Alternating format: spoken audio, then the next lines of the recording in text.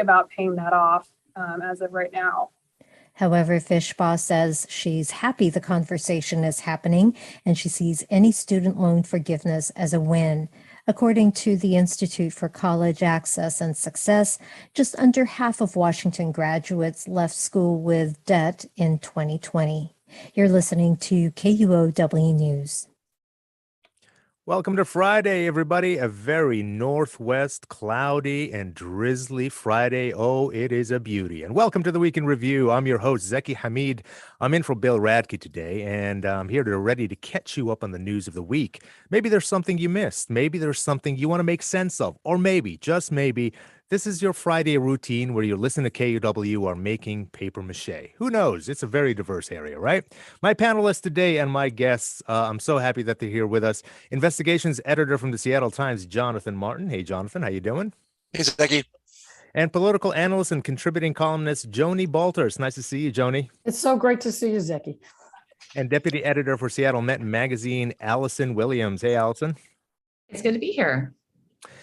And of course, we are streaming on YouTube and Facebook. If you are a little bit more of a visual learner, just go to our YouTube channel or our Facebook channel right there, and you can take a look there. And if you've missed any part of this show, you could always bring it up on the on the Week in Review podcast or on KUOW.org. So you do have options. All right, let's get on with the show. Our first story today. President Joe Biden announced plans Wednesday to cancel $10,000 in federal student loan debt for millions of Americans. That amount goes up to $20,000 for students who have received Pell Grants, which are reserved for undergraduate students with the greatest financial need. Biden also extended the pandemic pause on federal student loan payments one last time until the end of 2022. The pause was set to expire August 31st. This could benefit hundreds of thousands of Washingtonians, as we have over 780,000 residents with student loan debt. By the way, if you want to see a breakdown of student loan debt obligations for Washington residents, all you need to do is just check out KUOW's Instagram account. There's some really cool explainers there. Okay, before we get to the politics of this move, I want to know who benefits the most from this. Jonathan, what do you think?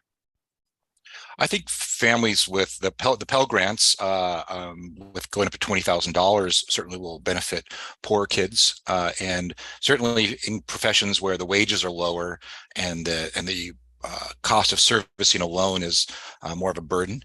But you know, it is a broad benefit. The income threshold is relatively high. It's $125,000 for individual and $250 for a family. So I think about this, and we talk about middle-class families.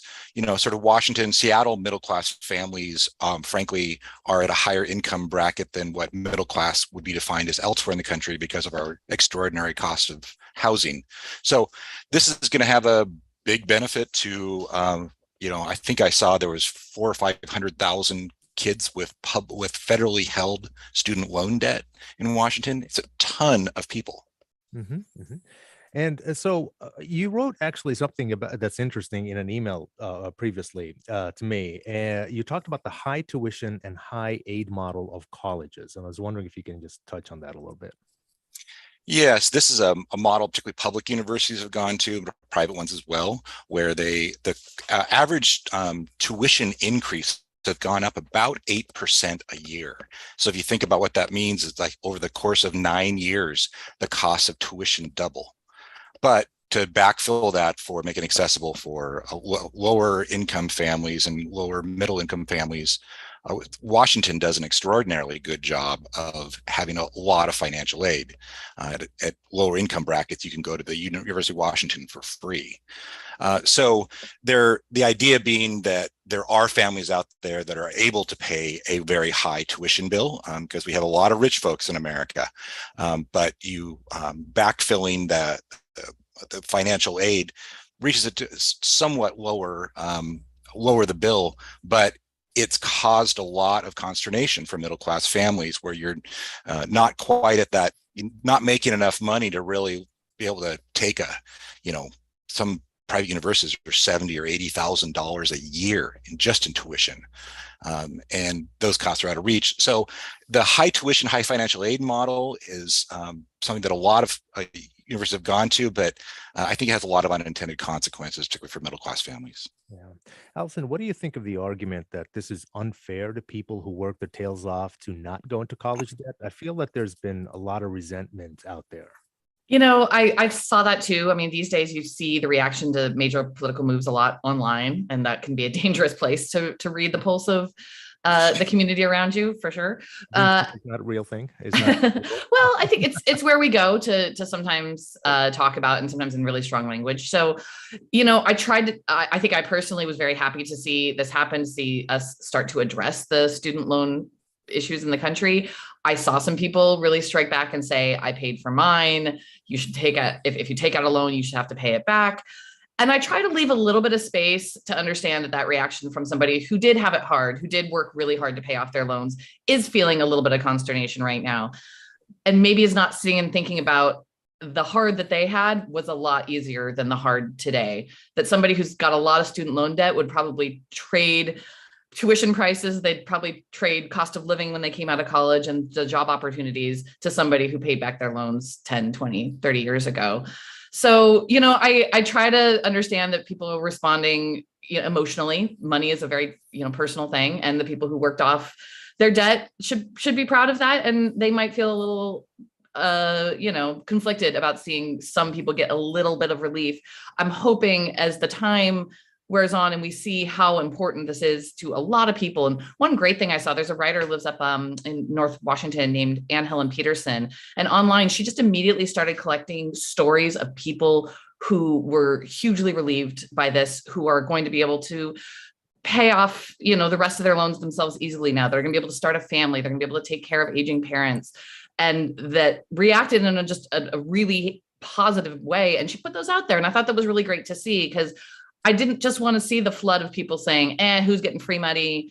I'm upset about this. It was really cool to just immediately see people reacting and talking about how they're going to be able to change their life. And, there's a whole generation of people who are not able to buy houses, not able to have kids, that just starting to address that debt might be able to change that, move the needle just a little bit.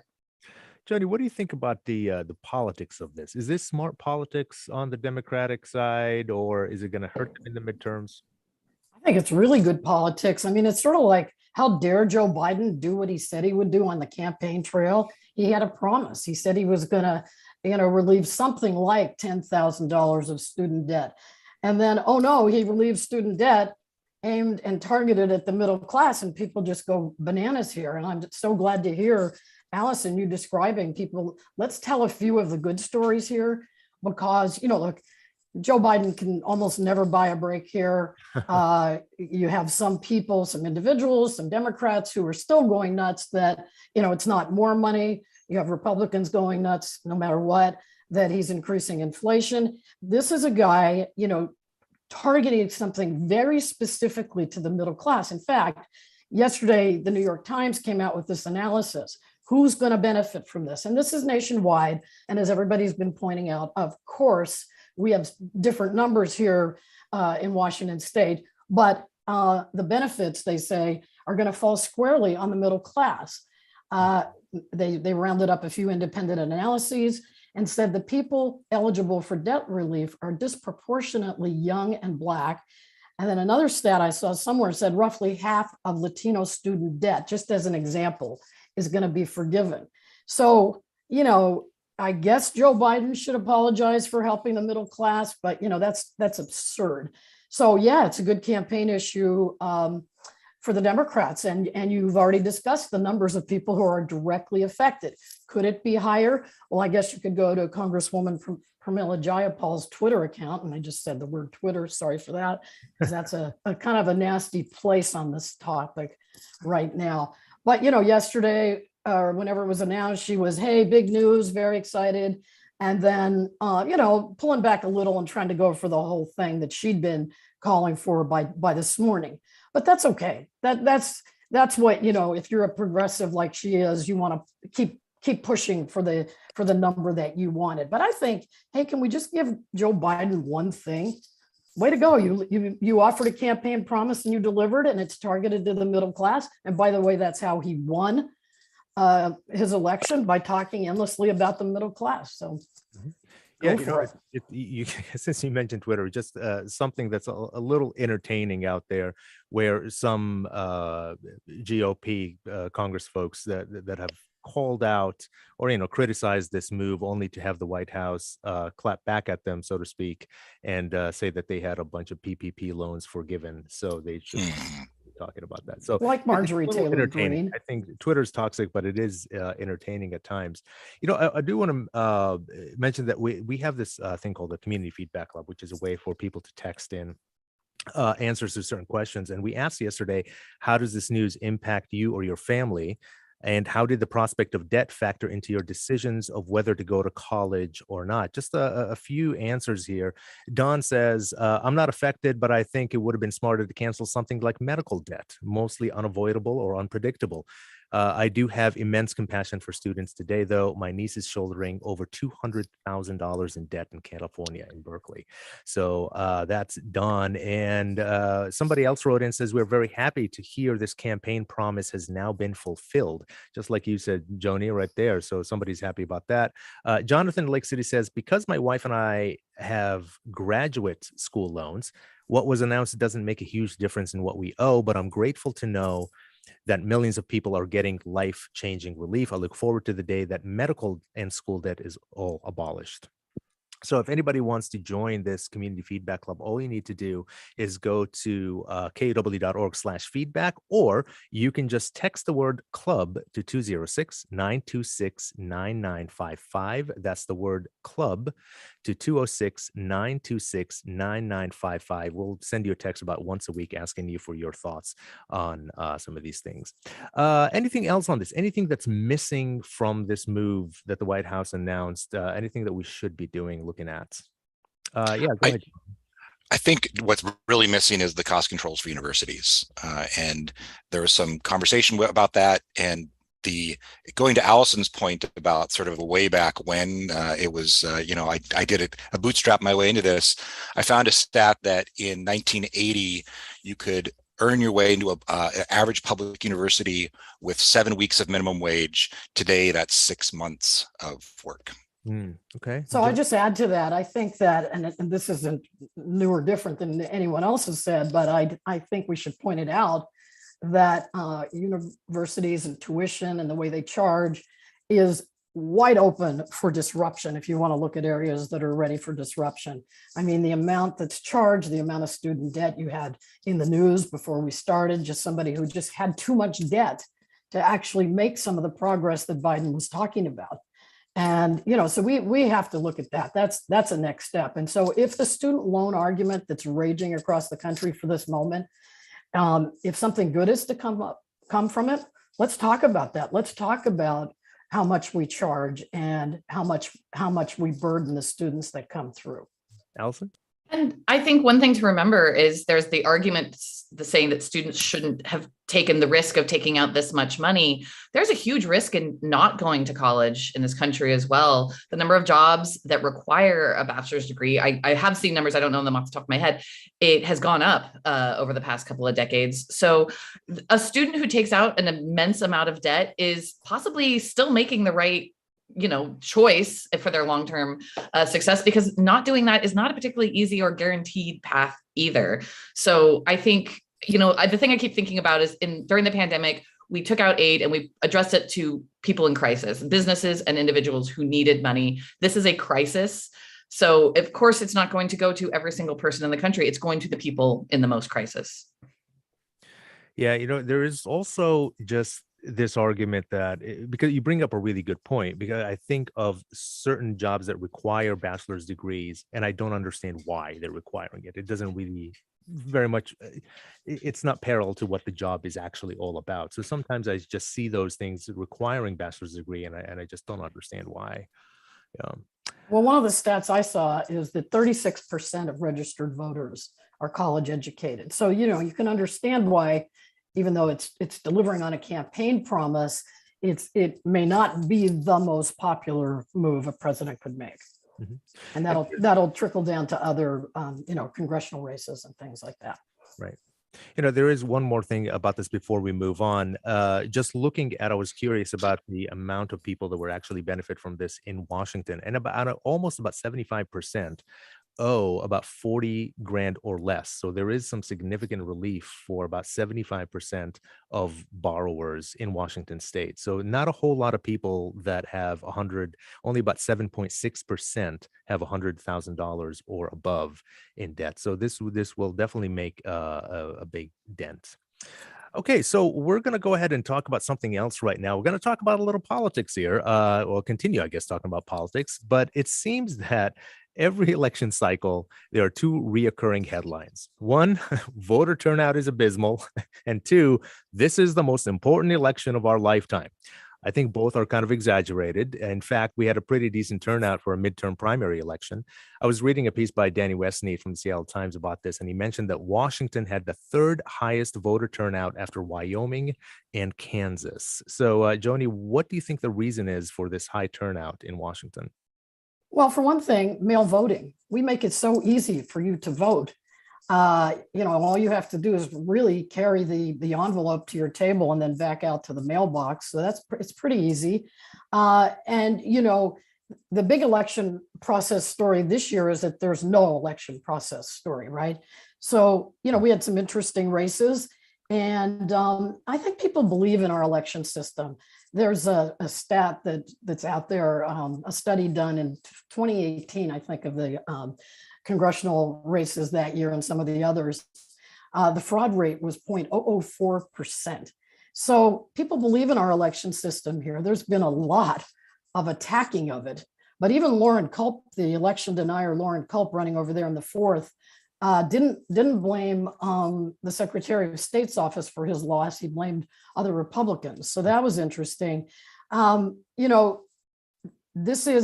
been a huge undermining of our democracy, with people saying, don't believe in elections. Essentially, like, if you don't trust it, that's almost a don't participate kind of thing. But, this is basically good news for Washington State, because people, even though the summer took a long time to come, and the primary occurs in August of all times, people participated at a pretty decent rate. You'd rather it be 50%, of course, but compared to the other states, we're number 3 out of 44. We'll take it. So we'll talk a little bit about the third district, which is currently Jamie Herrera Butler is the representative from there. She's one of 10 Republican representatives who voted for the impeachment of President Trump after January 6th. She lost her re-election bid in the third district, setting up an election between Republican Joe Kent and Democrat Marie Gluesenkamp-Perez. The third district is quite red. Is this a runaway for Joe Kent, or does Marie Gluesenkamp-Perez have a chance? Jonathan? Yeah, the district hasn't gone for a Democrat since 2008, and Herrera Butler has been pretty well easily reelected over time. However, Joe Kent is not a Jamie Herrera Butler type Republican. He's got ties, pretty well-known ties to some extremist groups like the Proud Boys. He's an election denier. I have to say, too, he's also, I don't know if you've seen a picture of him, he's extraordinarily good-looking, like movie star good-looking, which always helps in politics. Just walked off the set of Yellowstone, the TV. Yeah, totally. Yeah, and he's got on the set.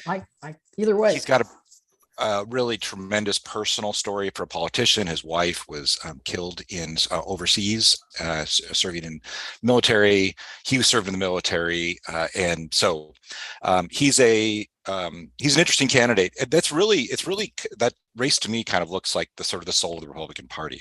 The Republicans in Washington have typically been more moderate, kind of more mainstream.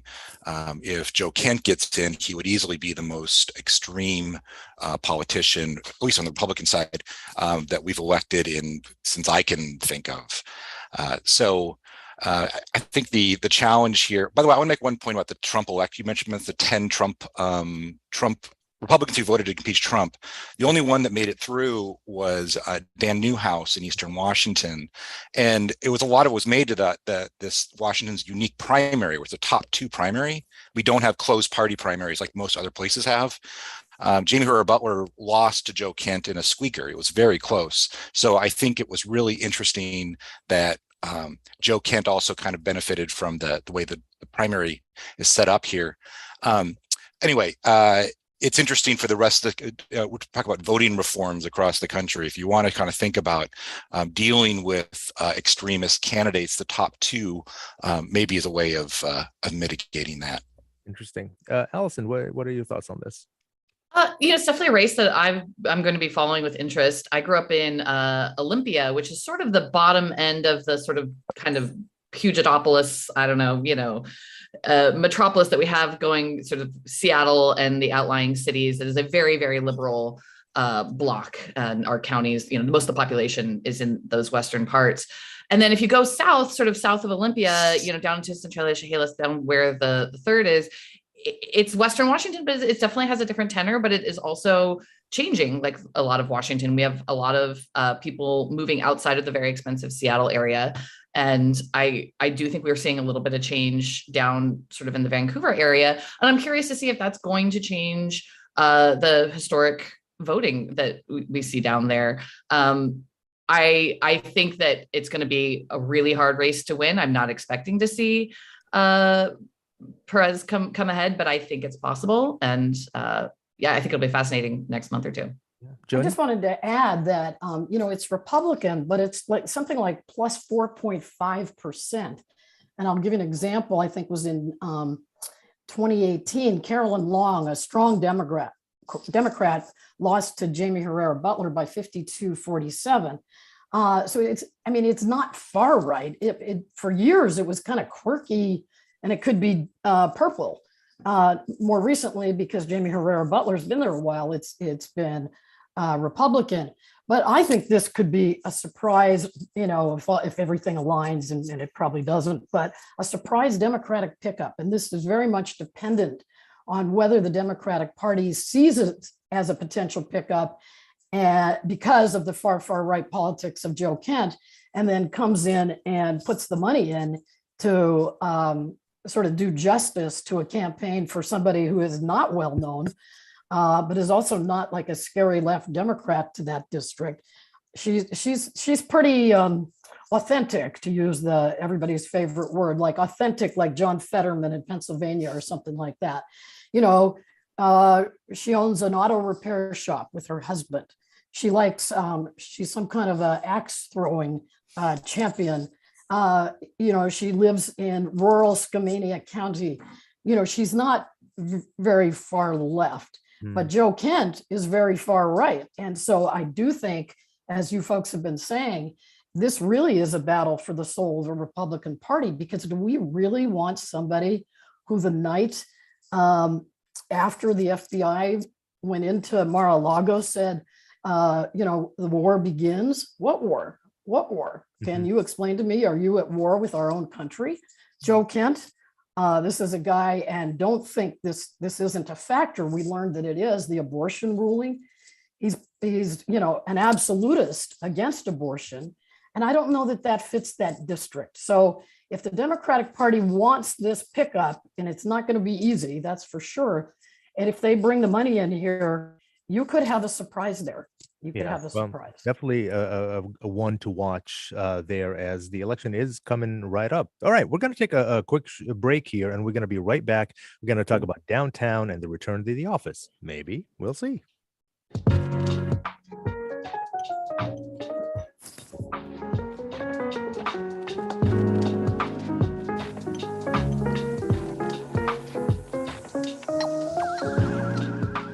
Support for KUOW comes from Peace Peloton, a nonprofit events and experiences organization dedicated to helping small businesses with Black owners thrive. Presenting Fresh Air East Side, a group bike ride, Sunday, August 28th, 12 noon, starting at Downtown Park in Redmond. Details at peacepeloton.com/fresh-air.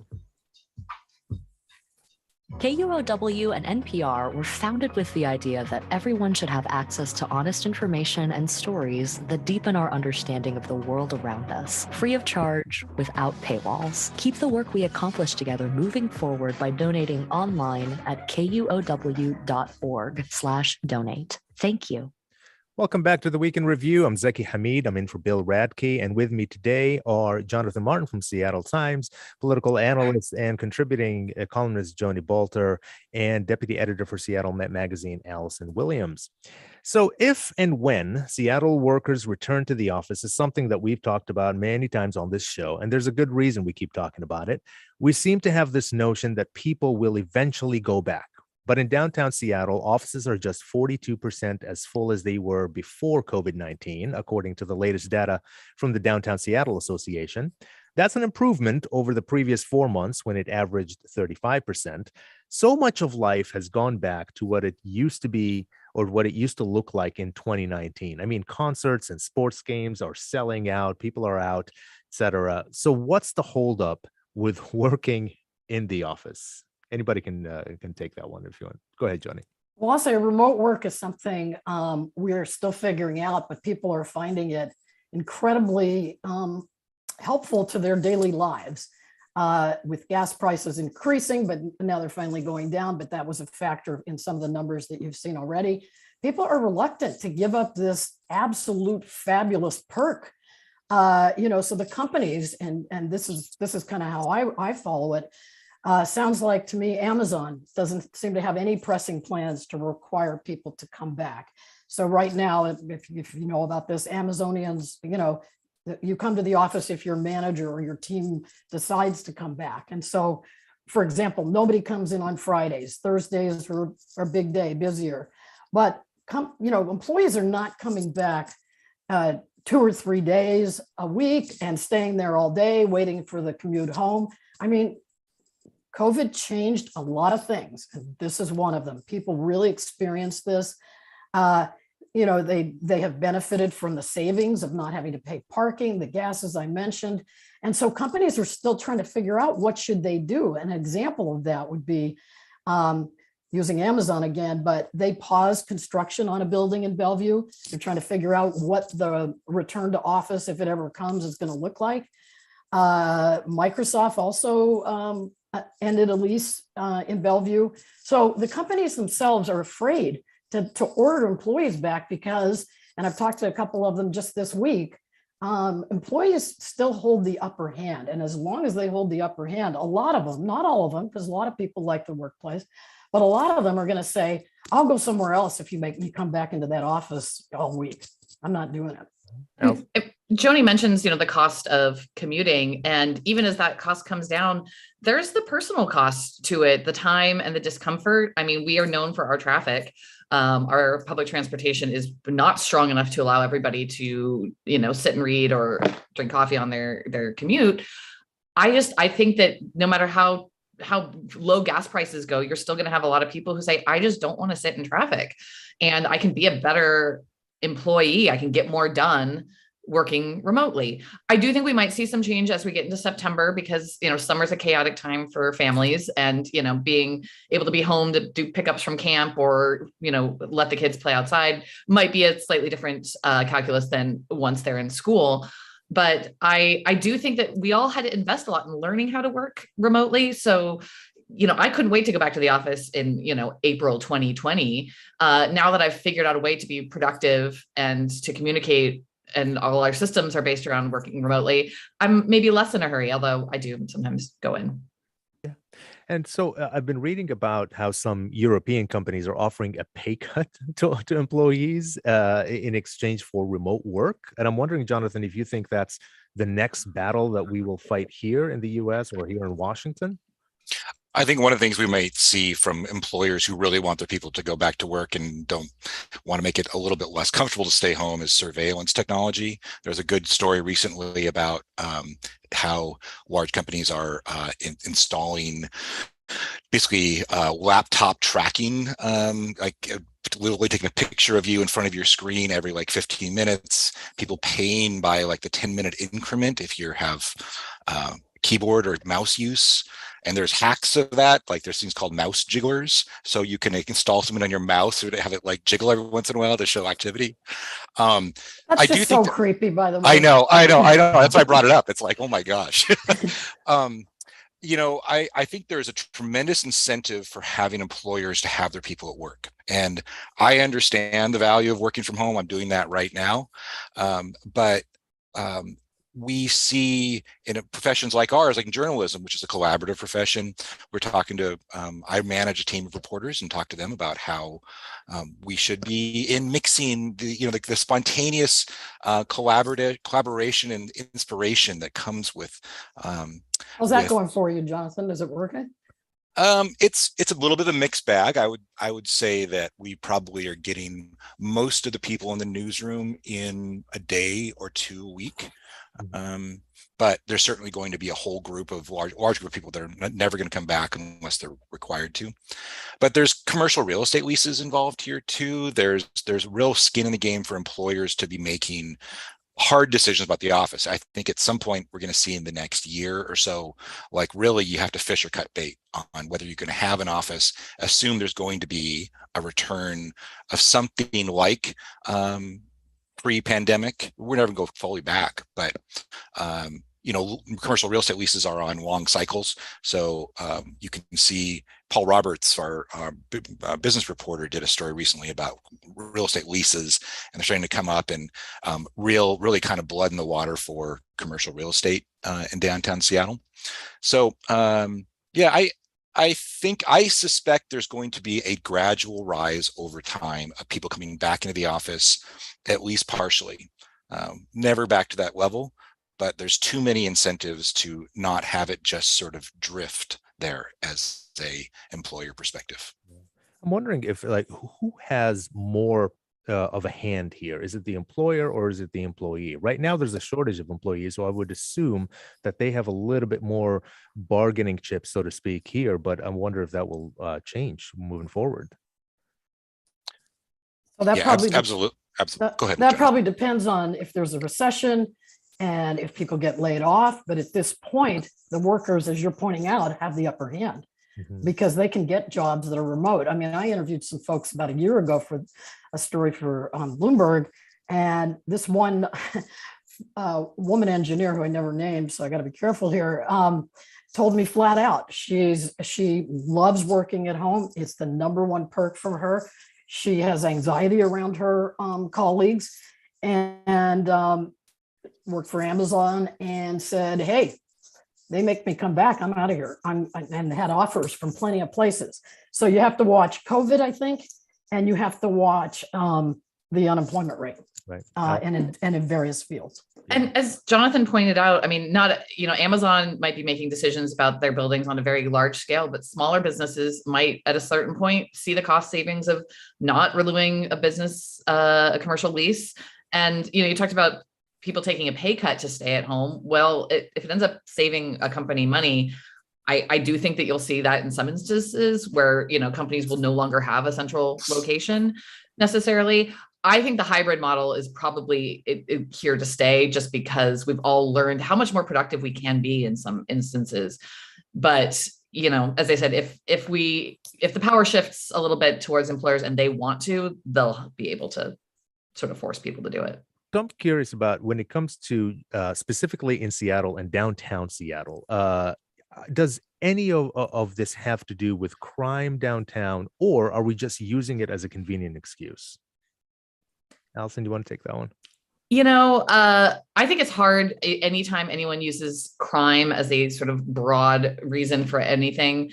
We don't always know what they're even talking about. Are they talking about people getting mugged in the streets? Are they talking about shootings that are happening at night among people who are living down there? Are they talking about I see a lot of trash and drug use on the streets, and I equate that with crime. So I do think that people have gotten a little distanced from downtown, maybe, and they've it's a little easier to imagine the dangers of it when you're just not there a lot. But I have to say, I have been going to Pioneer Square a lot lately. I'm not sure why, just various errands keep taking me down there, and I keep being really impressed with the sort of street life that I'm seeing down there. Restaurants open, and it's summer, so you have people out on patios and stuff. But I have been really sort of relieved to see that part of downtown doing, I think, pretty decent. I don't know. I'm always suspicious anytime someone uses crime very simply to explain behavior. Right. Yeah. Anything? Well, there Yeah, could go also ahead. be a difference between summer and fall on that, because tourism is really big in Seattle this summer. Something like Seattle hotels in downtown core had the highest occupancy rate of any city last week. Hmm. And just millions of tourists going through here, and people on the street makes people feel safer. We know that. What happens when they go home? Not sure about that. But there have been some steps taken by the Bruce Harrell administration, and it's obviously very controversial. People don't like it, but then they do like it. So dozens and dozens of tents have been removed. It's hard to find them now as much as you did before.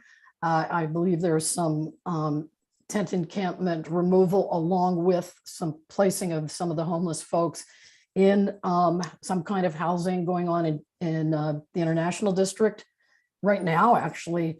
But downtown has not recovered, not by any stretch. It's very tenuous. It's just benefiting from all the money and the people in tourism, and some of the folks coming back to work some days because just there's strength in those numbers. But it's tenuous. We still have plenty of shootings and, street crime, street disorder. We don't have that down yet. We do not. Jonathan? Yeah, there's go ahead. definitely an optics problem for downtown employers. My colleague Denny Westing had another piece this week about a large bank, Home Street Bank downtown, that the CEO was talking about really a tremendous difficulty in getting people to come back into downtown. I agree with what Allison's take that like having a broad brush of crime is oversimplistic. It's certainly true that people equate visible homelessness and crime, and the Harrell administration has been much more actively managing tent camps, which frankly, going back to Joni's point about Biden, he said he was going to do this, and he is.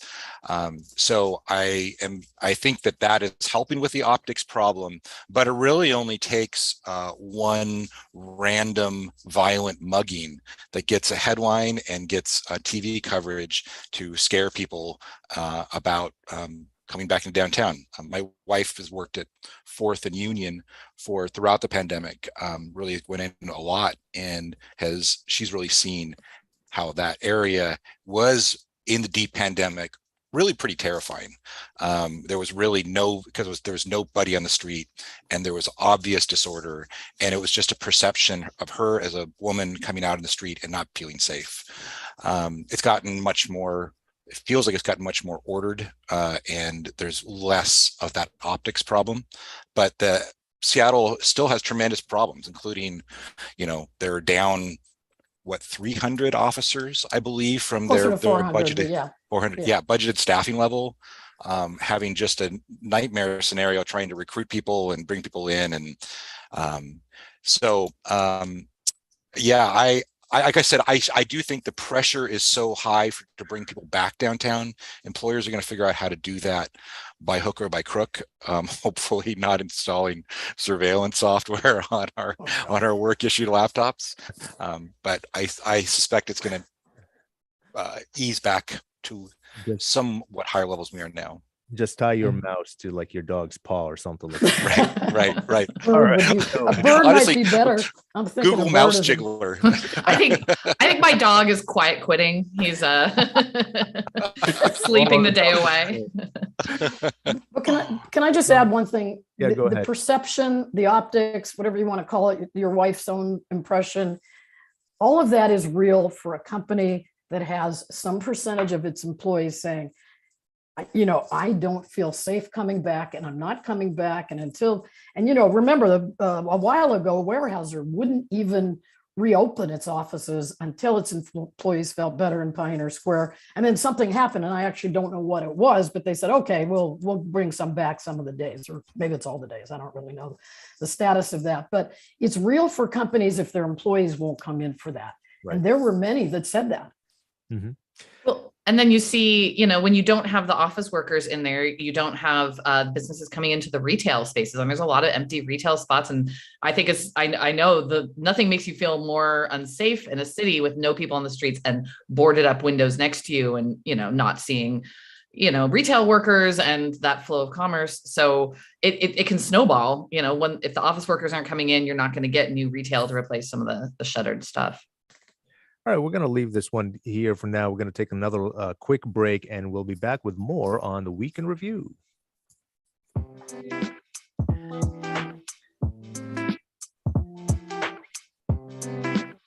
By the way, mouse jigglers go for $10 on Amazon. Support for KUOW comes from The Art of Banksy Without Limits, bringing the world of Banksy's street art to life. Open in downtown Seattle now through September 11th. Tickets at artofbanksy.com. During World War II, Japanese Americans were relocated and incarcerated, forced out of their homes, taking with them only what they could carry. Sometimes that included a favorite record. On the next episode of The Blue Suit, a Caliphone record player that brings the music of the past alive. Listen at kuow.org/bluesuit or wherever you get your podcasts. Welcome back to the Week in Review. I'm Zaki Hamid. I'm in for Bill Radke today, and with me today are the investigations editor from the Seattle Times, Jonathan Martin, political analyst and contributing columnist Joni Balter, and deputy editor for Seattle Met Magazine, Allison Williams. All right, Zeke's Pizza is back in the news, and it has nothing to do with their delicious pies. The Seattle-based pizza chain will pay delivery drivers about $409,000 after allegedly failing to disclose how much of its delivery charge was paid to drivers. And I say they're back in the news because they agreed to pay 257 drivers $285,000 back in 2019 for the same issue. So service charges are really common these days. They're allowed, but companies need to disclose how much of that charge is going to employees serving customers.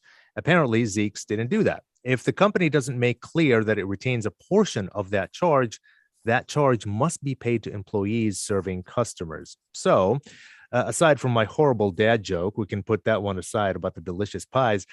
Do any of you pay attention to the charges on your bill? Absolutely. Yeah. Yeah.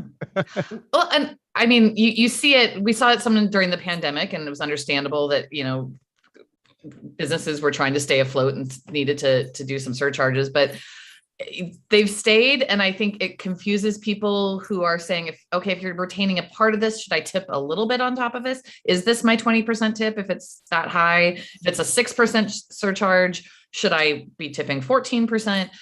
I do think that it's confusing for the customer. And then they come around feeling like I paid so much more than what it said on the menu.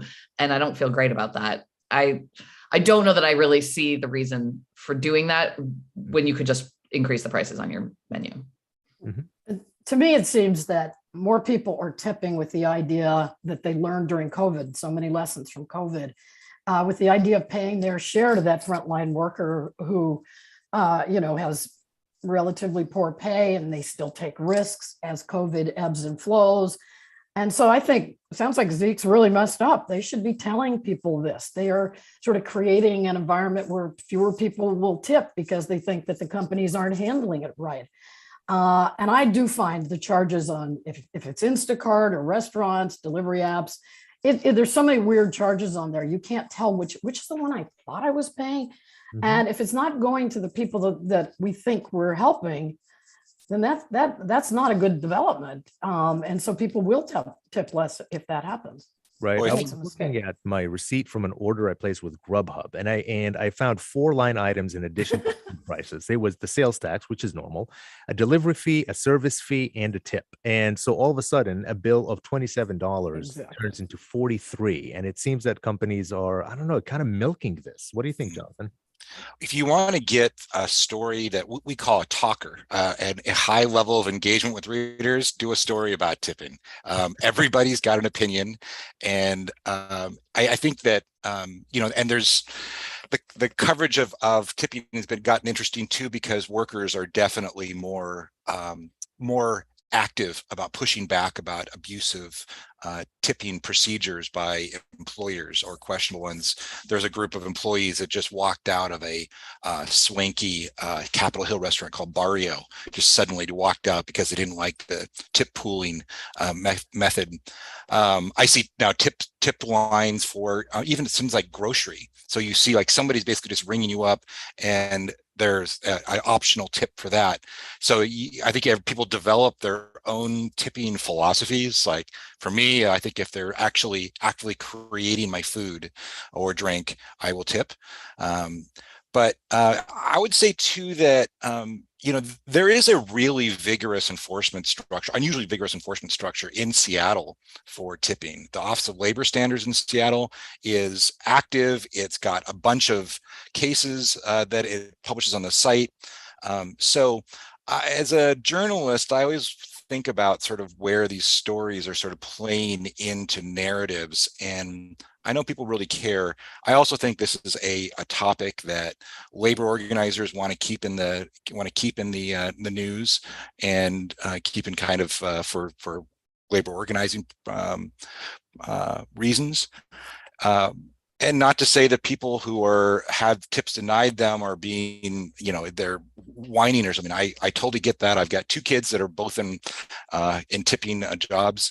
So, but I do think that we've gotten a much better job about policing abusive tipping procedures from employers. And anyway, that's all I got to say on that. All right. Well, and then you look at the fact that, I mean, it used to be one surefire way of making sure that the money was going to the person that you wanted it to was handing them cash. Deliveries. I used to, anytime I got things delivered, I just do not have cash anymore. My grocery store was where I used to get cash out, and they charge now for doing cash withdrawals. And I just use it so little since the pandemic that I don't have cash around. And I think that used to be the easy, surefire way of being like, I know where this is going. And most of us don't have that anymore. So we only have about 5 more minutes here, and I really want to squeeze in this story because I love sports and I love to talk talk about this. So again, just a few more minutes here, but Jamal Crawford. So he's a really good basketball player. He's from Seattle. He went to Rainier Beach High School. He played all over the NBA. He played for the Clippers, the Knicks, the Bulls. He played for Portland for a year. And every year he puts on this event called the Crossover, which is a rebrand of the Seattle Pro-Am, a competitive men's basketball summer league in Seattle featuring top, current, and former professional and collegiate players. Now, this year was really special because some of the biggest NBA names were participating. LeBron James, DeJounte Murray, Jason Tatum, Gonzaga star Chet Holmgren, who now plays for the Thunder. But a lot went wrong here. And the event was free and was played at a gym in Seattle Pacific University. Fans lined up the night before. And by the morning, we had a line about a mile long. So some mayhem ensued with fans trying to get in. And the game itself had to be called off after just a quarter and a half because of slippery conditions on the floor because of the humidity. So anyway, what I'm getting to here is that despite all this mayhem, there's a combination of what we saw with this event and the Storm selling out their games. Is that suggesting that we still have this sports void by not having an NBA team? Absolutely. Yes. We all agree. Yes. I mean, the role of celebrity here. I mean, Sue Bird is possibly the best women's basketball player to have played, and she's well known around here. LeBron James, it's part of that like huge effect is those individual celebrities. But I do think underlying that, we do have the hunger for seeing those sports. I mean, I'm super excited. I don't know if you heard, there's going to be a women's sports bar opening up in Ballard later this year. There's already one in Portland, and someone announced they're going to be opening up here. And I think that we're excited. We're going to fill those spaces. But yeah, we could use a basketball team. I don't even like pro basketball, but we could use one. So we're talking about the Storm, and by the way, they play top-seeded Las Vegas this weekend in the playoffs. And Sue Bird is going to retire at the end of the season after 19 amazing seasons in Seattle. Sports Illustrated said that she is the most impactful athlete in the history of Seattle sports. Does anyone want to refute that? I wouldn't refute it. I'd just say maybe top 3, because I'm not going to go forget about Ken Griffey. And I hope this isn't too soon for many of you. Russell Wilson. So top 3, she's amazing. And Jonathan, and he probably wants to say what he wants to say about statues. Go ahead. I mean, you got to put the Sue Bird statue outside of Client Pledge first thing. Like I think she's arguably she's probably the most successful athlete in Seattle sports history. Olympic gold medals, the multiple WNBA championships, player of the year, all-star. And I liked the Greg Bishop piece in Sports Illustrated quoting Jeff Ament, the Pearl Jam and he said it was like she's a perfect fit for Seattle. She's out and proud and gay. She's liberal, but in political when necessary, and outspoken on social justice. She's accomplished. She's driven, relatable, authentic, distinct, like a genre of one. Like, I think that the affection for Sue Bird is genuine because she's a genuine star and a genuine person. Yeah, Joni, I'll definitely give you Griffey, but I will never give you Russell Wilson. I knew that was going to be tough. In the back. I was nervous about that one. with the feelings in this town at the moment. Yeah. It's like one more thing. I went to the crossover tournament a couple years ago. Watched Chet Holmgren take on the UW team. It's really too bad that Jamal Crawford's event went sideways with basically a flood of popularity. But give the guy credit. I mean, this is a free event where he's drawing the biggest names in the world to come here and just play for fun. He got swamped by basically a over enthusiasm for what he was doing. But I think it's too bad to have the logistical failings, which I assume they're going to take care of for next year, over swamp the absolute enthusiasm. That line, I biked by that line in the morning, and the line stretched for over a mile from the SPU gym. And what that tells me is we want an NBA team here. There's a lot of billionaires in this city. Like, we got an arena now. Come on, folks, step up, get us an NBA team. There you go, and make Sue Bird the GM. So that's my take. So we're gonna do one more thing. We just got 2 more minutes here, and we always want to leave our audiences with something to smile about, right? So we want to ask what is making you smile. I'm going to really quickly give this plug because I'm so incredibly excited for this. The new Netflix show, Mo, is making me so happy. This is a show created and starring a Palestinian-American comic, Mo Amer, or for my Arab brothers and sisters, Muhammad Mustafa Amer. What an incredible feeling it is to see the artistic work of Arab Americans being celebrated in mainstream American media in such a positive way. I am over the moon. I too am a Palestinian American. So that's what's making me smile. Okay, we got 1 minute left here. Allison, what's making you smile? Well, this morning I opened up my phone weather app and I went, "Ooh, is it going to rain today?" And it didn't say it was going to rain, but there was the chance, and I hadn't done that in a while. That like excited look for the little clouds and rain. Oh, come on, this was the best summer ever, or at least in recent memory. One gorgeous clear sky day after another. I mean, I think this has been amazing. I swam like 20 times already, and I love the warm nights. And also, Mariners outfielder Julio Rodriguez is finalizing a deal with the Mariners for zillions. And that's for awesome. 14 years. So we got him for a while. Jonathan, last word. Fresh hop beer season is right around the corner. A very unique Seattle Northwest tradition as the home of the hop industry. Looking forward to raising a glass soon. All right, here's a glass to all of you. Thank you very much for listening to the Week in Review, and thank you folks for being with me today on KUW FM Seattle, KUOW Tumwater, and KQOW Bellingham. Our panelists today, Jonathan Martin, Joni Balter, and Allison Williams. Week in Review is produced by Kevin Kniested, social media and streaming by Juan Pablo Chiquiza and Tio Popescu. Kim Shepard is running the board. Thanks for that, Elvis, earlier on. And thanks for listening, everybody. I'm Zaki Hamid. Please be kind to each other and have an excellent day.